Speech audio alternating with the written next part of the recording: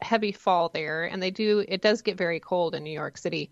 But if you read, it'll say, it was many people made the remark, it was a very warm December evening for that time. It was an unusually warm night.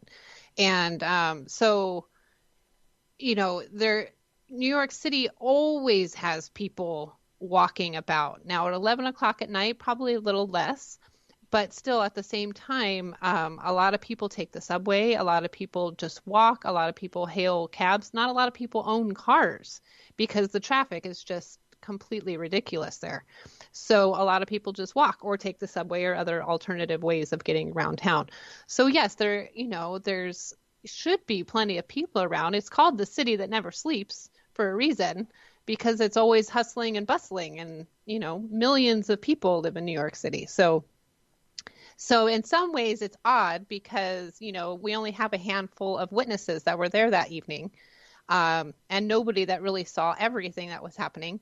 But at the same time, being that it was 11 o'clock at night, it was a Monday night, there might not be quite as many people as you would see, but see normally anyways. But, the point is he could have easily slipped away. He could have easily, just gone down into the subway system, which is literally right there on the corner. He could have easily slipped into Central Park and, made himself invisible just with the other people that might have been in there. And he could have easily slipped away. There was no reason really for him to just stick around unless, like you said, he wanted to get caught.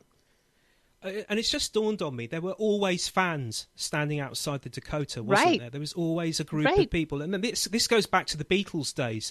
There's the so-called Apple Scruffs, who used to stand outside Abbey Road Studios every day in the late 60s. They would just stand outside hoping even for a 1-minute glimpse of George Harrison walking down the stairs to his car, leaving the studio and driving off. And that would be enough for them, hoping that he might stop and speak to them.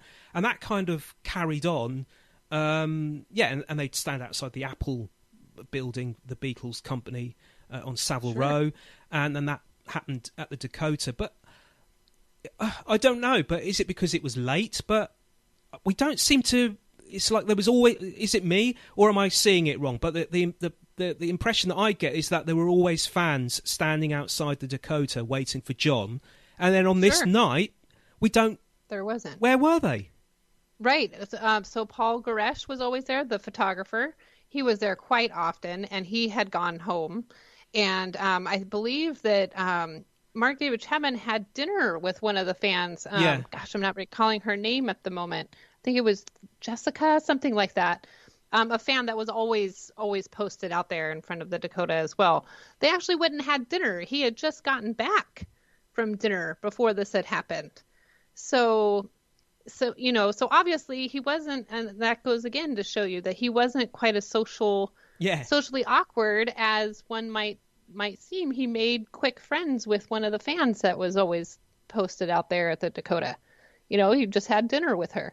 So, yeah, very, very odd. Yeah. It does seem very strange that there weren't more people around and that there weren't more witnesses to what transpired that evening.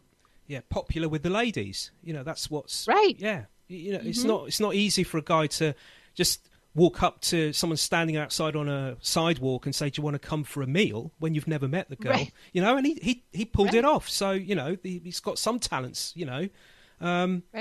So it suggests then that possibly something happened, something switched in his brain.